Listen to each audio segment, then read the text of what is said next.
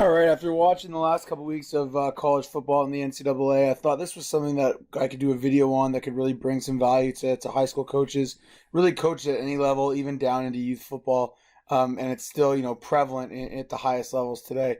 And that's what is modern two-back offense. And obviously, there's a million types of styles of offense and formations and plays and no huddle or offenses that are looking to use the clock and take up time of possession and things like that.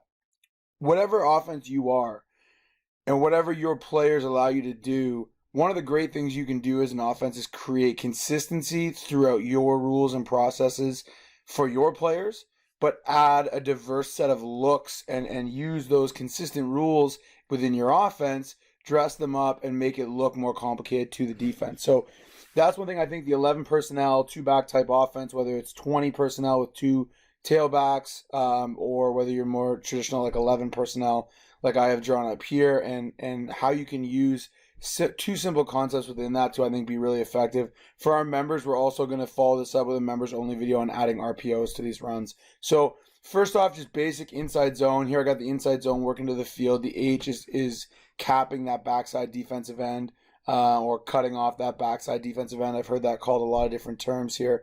One thing especially, obviously if the defense is in too high, this is great, okay, because really someone's going to have to come off the roof, or they're going to have to play, gap and a half defense. But even if they roll the coverage down and have a D-gap player, okay, now we can make them accountable with the quarterback. So if you want to read this guy, for example, if this guy's over aggressive and flies to fill in the box, you could have your quarterback, pull off that if you get an open D-gap.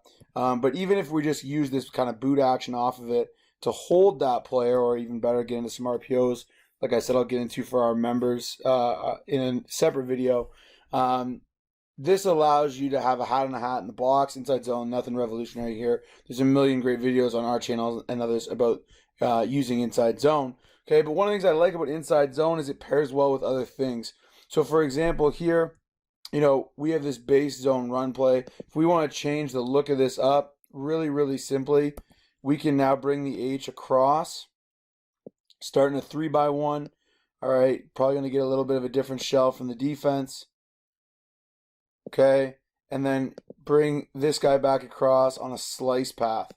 Okay, slice path meaning that in this case he's going to block the end. Again, there's a lot of different terminology depending on what offensive system you subscribe to.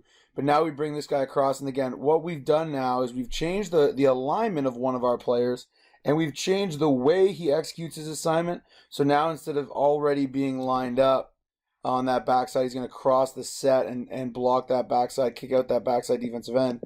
Everyone else running the same play. Okay, the defense is going to have some kind of adjustment, whether that's to spin the safety down and run this guy up, or just travel with the strong safety, in a more man coverage type look. Okay, whatever it is. But again, we've changed one thing and now created movement and a different look for the defense. Okay, off of that, again, same idea. We can run this and now read the defensive end. Okay, have this guy slip in the flat. Run whatever you want here. You could run some kind of, flag corner route on top of that. Okay, and now read this backside defensive end. All right, he's used to getting sawed off here by this H adding back in. Now we can read him. If he wants to chase, like he's trying to get inside that block, the H can slip to the flat. Again, you want to pair that with the slice motion. Really, really simple to do. Now we're just starting on the opposite side of the formation. Starting to cross the set, a little pre-snap. And again, now we're going to bluff this defensive end here, and you can release this guy in the flat. Also, a lot of teams have a ton of success, especially if you have a running quarterback. This would be a great play for me, for younger teams. It's great in high school, but, especially for younger players, if your best athlete's playing quarterback, you can get this guy to cross the set, show like he's going to block that defensive end. Okay, and now he's going to bluff and lead up on the will linebacker. This is awesome, again, if you're going to get a team that's going to string it and try and run the will out here, bring the mic over. You get great down blocks, rotate this Sam or strong safety now into the box. You get great down blocks, and now if this end is trying to spill this end is trying to get inside this kick out, now you pull, you have a lead blocker for the quarterback. And again, you're keeping the job for your players 99% the same. We're just making one subtle change to our alignment and our responsibility.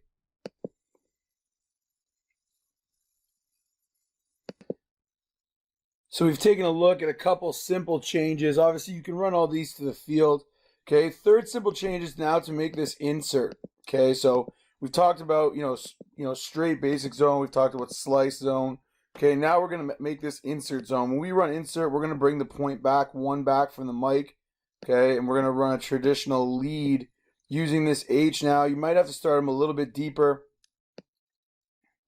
to insert up on this mic backer. Okay, so the one change that's going to happen here, highlighted in red, is you're going to have to take the double team from the front side and bring it back. Okay, back to that will linebacker. But again, subtle changes here, very, very similar play, similar structure. Okay, and we're changing up that look for the defense. Again, however you choose to call this, whether you put all these plays in a family, and you just have different names for the different type, or whether you call it all zone and you tag it. So for example, zone insert, zone slice. Okay, what we'll get to in a sec, zone wham. They can all be super effective, and you're changing minimal things for your offense. Okay. Another variation, again, off a similar series is to be able to run zone with a wham block, where we're going to take your H, and instead of inserting at the second level, they're now going to insert at that first level. Okay, and kick that defensive tackle out to the side of the call. So here again, just in base 40. Okay, but again, you're getting 6-on-6, forcing a safety or a third linebacker, nickel star type player to enter the box, and we're just subtly changing the fit. Here now we're running zone, but we're leaving that backside defensive tackle, so our guard and our center are clean to go to the backer, and we can run that that wham now on the first level as opposed to the insert at the second level. So the second play a lot of teams are running out of 11 personnel or two back looks is counter F or power switch, depending on who you talk to, what you want to call it. Basically, you're going to take that H-back, fullback, tight end and bring them around as the second puller, okay? And then that player is ultimately going to be the lead player for you on power. The guard's going to pull around and kick the end, okay? Very, very similar in terms of what you want from the tailback. You want to keep this nice and downhill, tight to the double team. Really here, the big change again is now instead of getting solid zone flow, the backers are going to have to play over a gap. The mesh can look very similar. I have it drawn up out of offset here, but the mesh can look very similar to the defense. Obviously a very different fit, pulling two players from the backside of the front side versus that solid flow of the zone.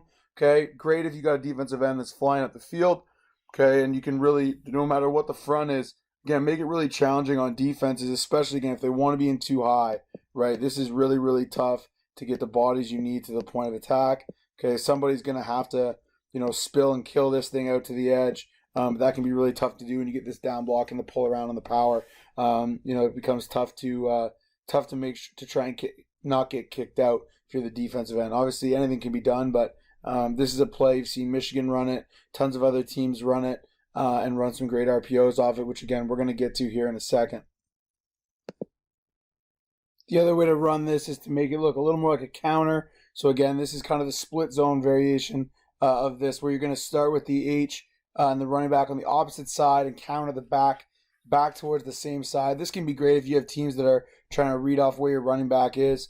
But again, we're just running power switch up front, kicking out the end man line of scrimmage, wrapping the H around, or the tight end or the Y player there around for the first backer in the box and bringing that double all the way back. Again, no matter what kind of shell the defense is in, this becomes really, really tough for them. Gaps are moving. And it's a staple of a ton of great modern offenses. I know I said I was going to do a members-only video here for RPOs, but here's one. I'll throw in this one. If you're looking for more, check out our members-only section. We've got tons of content in there. New content coming out all the time.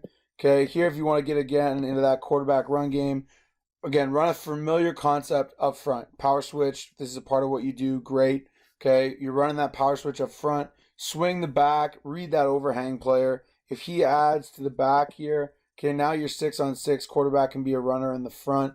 This glance post, depending on the look you're getting from the defense, can occupy, keep that free safety off the roof, or on the roof, sorry, if they want to bring that safety down, okay, to try and get that extra fitter, you could throw back in behind it, okay, or just take this access one-on-one if your quarterback likes it. Okay, but this is another one again, just creating a variety of looks out of two backs. Here's one RPO. We'll show you more in the next video. But one way that you can take those exact same looks that you're using in your run game and dress it up a little bit, create some confusion for offenses. The options are really endless when it comes down to it.